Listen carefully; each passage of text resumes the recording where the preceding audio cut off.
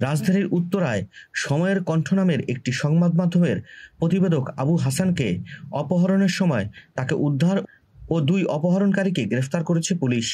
রোববার ২৬ এপ্রিল দিবাগত রাতে এক সংবাদ সম্মেলনে এ তথ্য জানিয়েছেন ঢাকা মেট্রোপলিটন পুলিশের উত্তরা জোনের ডিসি মহিদুল ইসলাম।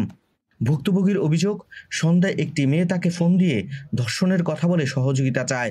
রাত আনুমানিক ৮টা থেকে ৮টা ৪৫ মিনিটের মধ্যে নর্থ টাওয়ারের কাছাকাছি তারা দেখা করে। মেয়েটি চলে যাওয়ার সাথে সাথে একটি মাইক্রোবাস করে আসা ৭-৮ জন তাকে জোর করে গাড়িতে তোলে। পরে সে গাড়ির গ্লাস ভেঙে বাইরে লাফিয়ে পড়ে।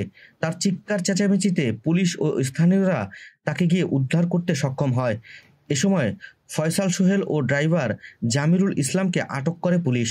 জব্দ করা হয় মাইক্রোবাসটিও। পুলিশ জানায়, চক্রের সাথে জড়িতদের তথ্য তাদের হাতে এসেছে।